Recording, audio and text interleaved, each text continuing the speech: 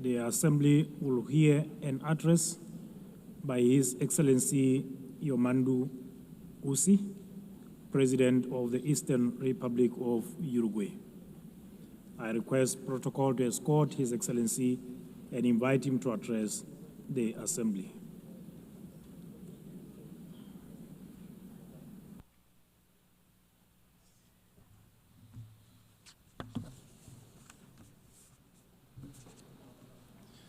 Señora Presidenta. President of the General Assembly, Secretary General,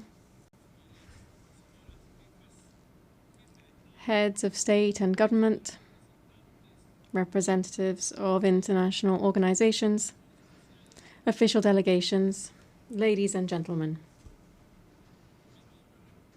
I come from a republic that lies to the east of the Uruguay River, one which on maps, in history and in culture occupies a small corner of the southernmost tip of the world. This is a country of grasslands overlooking the ocean, which stands out for the tranquility and hospitality of its people. I come from a country where it is now common practice for a president to visit neighboring countries accompanied by his predecessors from other political parties. This is a country where the handover between governing parties does not trigger an institutional crisis. On the contrary, this handover represents business as usual. I come from a country whose president can walk among the people without security, can enjoy a football match standing in the stands like any other supporter. I come from a country whose political parties, almost all of them, more than half a century old, are always willing to agree on national solutions to national emergencies. Uruguayan solutions, as we call them. In saying this, I'm trying to express how Uruguay lives its profound vocation for peace and respect every day. I live in a country, of course, that does not stand on the threshold of paradise, since we are also facing fresh challenges in child poverty, public security, and social inequality. And on these issues also, there is, generally speaking, national consensus. Our historically robust institutions and political system have allowed Uruguay to continue to stand out in the region for its high level of human development and its income distribution policies. It has allowed us to be a country with stable rules, where contracts are honored, where international commitments are respected, and where macroeconomic stability is a state policy. But this impressive record can also be seen beyond our borders, because Uruguay is recognized worldwide for its commitment to peace, its tireless pursuit of the peaceful resolution of conflicts, its unfettered respect for international law as the greatest guarantee of the sovereignty of peoples, and for being a fraternal and hospitable land for migrants from all latitudes. From that small country which breeds tolerance, dialogue, and agreement as the historical key to coexistence, and which lies on a continent free of conflict and interstate wars, we come to this assembly to join efforts to contribute to stability and peace in an increasingly tumultuous and challenging world. The growing geopolitical tension and increase in conflicts, together with the underfunding of efforts for a peaceful and rules-based global order, are posing enormous challenges on a planetary scale. A few facts suffice to illustrate this. According to the 2025 Global Peace Index, in 2023 there were 59 interstate conflicts. This is the highest number since the end of the Second World War. In 2024, global military expenditure rose by almost 10% in real terms when compared to 2023. This represents the largest annual increase since the end of the Cold War. We're talking about military expenditure of $2.7 trillion. We're not only talking about increased conflict between nations, nor of rapidly growing military expenditure to sustain this, but we're also talking about new forms of cruelty and death that wars now bear. We are well aware that since the very birth of civilization, the absence of violence or war has perhaps been nothing more than a pipe dream. But in our time, technological progress has unleashed other, much more perverse means of waging war, such as the use of military practices aimed at sowing fear, terror, and death among the civilian population. Let it be very clear. We condemn all forms of terrorism, since it constitutes, among other things, a despicable act of cowardice. There is another perspective, a current perspective, one that leads us to believe that the main objective of current wars seems to be the systematic practice of extermination. The end has never justified the means. We must banish that old precept that war is the continuation of politics by other means. All war is criminal, irrespective of where it occurs, irrespective of the God invoked to justify it, and it will always deserve our most visceral condemnation.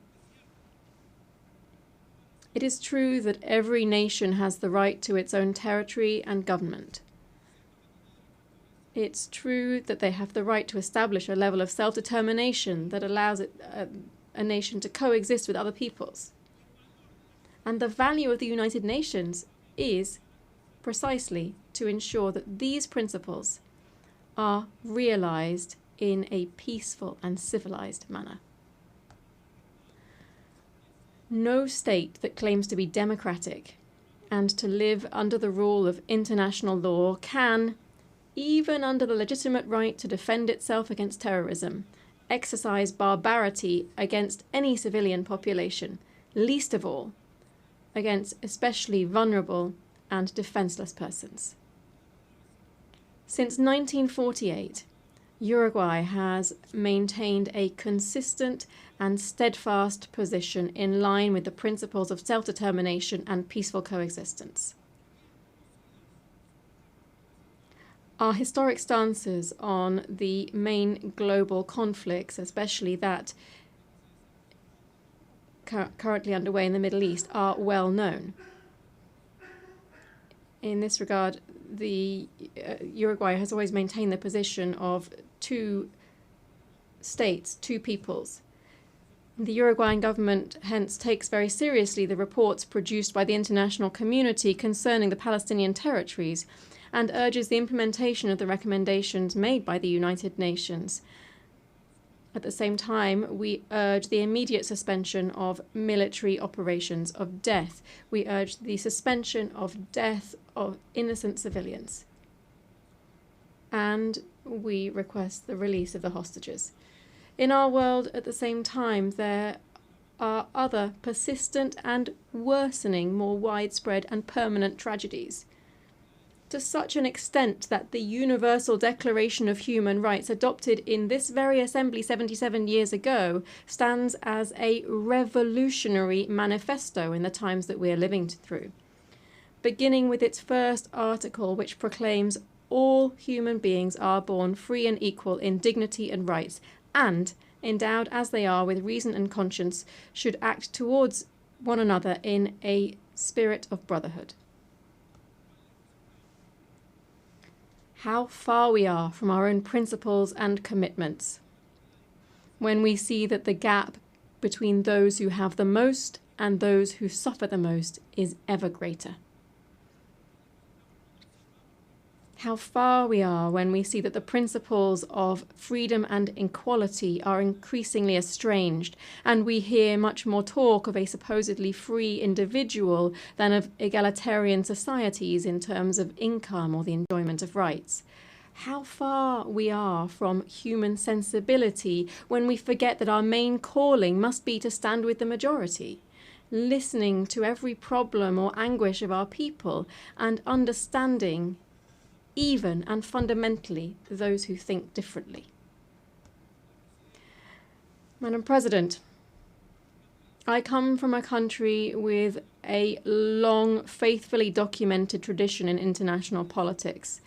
This tradition includes staunch support for multilateralism in all of its facets, political, economic, cultural, as the best and only way to face the challenges to which I have referred. It also, of course, includes a permanent commitment to international law, a commitment to dialogue and to the building of peace as one of our greatest contributions in the context of a fragmented and polarized world.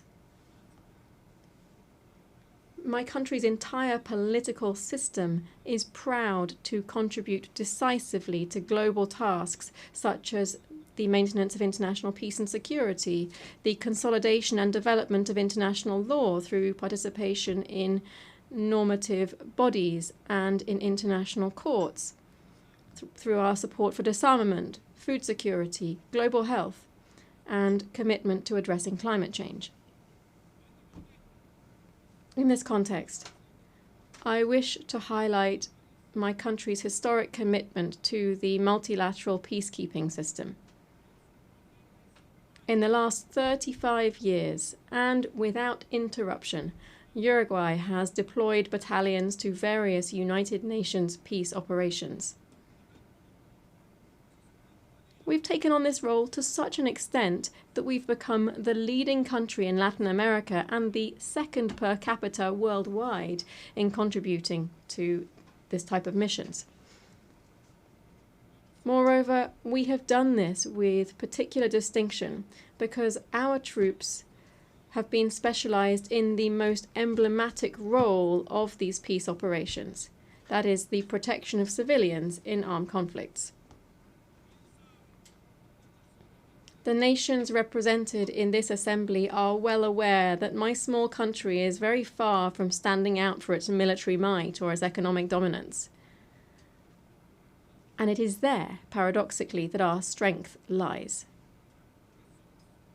Because we are incapable of standing in anyone's way. On the contrary, our strength lies in intangible capacities that this world greatly needs, because we are a country that can be relied upon to promote dialogue and peace.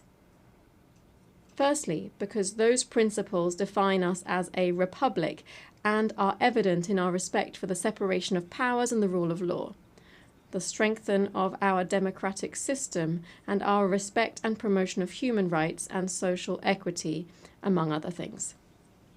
Secondly, because this is how we have historically conducted ourselves on the international stage. As early as in 1907, for instance, my country took a firm stance at the Hague Conference on Arbitration, seeing it as an essential and obligatory mechanism for resolving conflicts between states. Just a few years later, in 1921, Uruguay was the first state in the world to accept the jurisdiction of the Permanent Court of International Justice, the predecessor of the International Court of Justice. On the basis of these and other historical precedents, I hereby reaffirm that Uruguay is in an excellent position to be able to offer itself to the world as a host for negotiations, as a promoter of networks of dialogue and mediation, leading to the construction of peace and the prevention of conflicts. Believe me, we are prepared for this ever more urgent and necessary challenge. among other reasons, because we have learned, as my country's former president José Pepe Mujica said, that tolerance is the foundation for peaceful coexistence. Thank you.